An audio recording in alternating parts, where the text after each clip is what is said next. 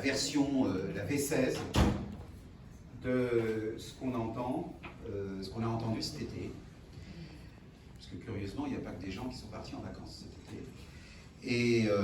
Et donc on a, demain on publie la nouvelle séquence qu'on a titrée comme étant, et ça va vous montrer à quel point c'est sournois ce qui est en train de se passer, c'est du bas bruit. Les galères familières font leur rentrée. En fait, on est dans un espèce de... Vous connaissez tous le film Un jour sans fin avec Bill Murray. On est dans un... L'être humain, il apprend. Il a horreur de plein de choses, y compris de ne pas savoir comment il se projette. Mais en fait, la rentrée, les gens ont retrouvé le tas d'emmerdements qu'ils avaient en partant, et en tout cas, les sujets de la vie ordinaire ont repris le pas. Et c'est très impressionnant de voir comment tout ce que je vous ai raconté depuis 18 mois est en train de taper très fort au moment où on se parle, du point de vue des tendances, avec quand même une aggravation des situations des personnes, et c'est ce que je disais tout à l'heure, on a des nouveaux publics. Et de ce point de vue, le constat est clair. Les gens, maintenant, ils ont basculé dans cette histoire de virus, mais les aléas du quotidien, ils n'ont pas disparu. Ils étaient là avant, ils sont là pendant. Et je pense que le caractère audible, y compris pour un employeur, des messages qui pourraient passer, ou qui auraient pu passer il y a 8 mois, et des messages qui peuvent passer aujourd'hui, est très différent parce que s'est installé le poids de ce quotidien,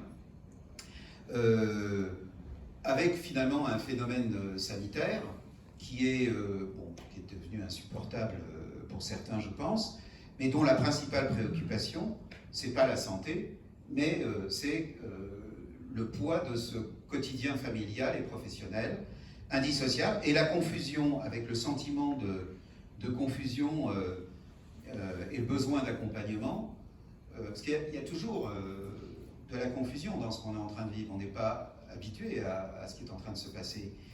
Et le sentiment et le besoin d'accompagnement face aux difficultés.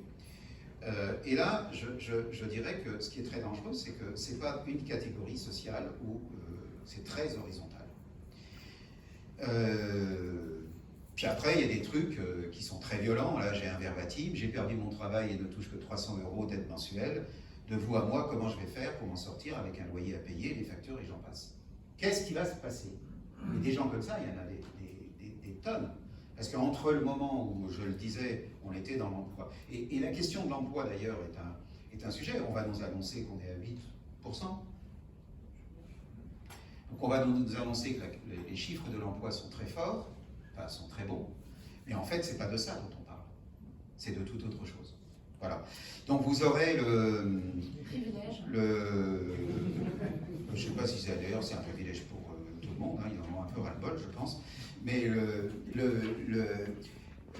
vraiment regarder ce qui est en train de s'installer. Et donc la nécessité de la réponse. La nécessité de la réponse. Et on a un rôle collectivement. Le problème c'est qu'en France, très différent du Québec d'ailleurs, parce qu'un sou est un sou, $1 canadien c'est $1 canadien.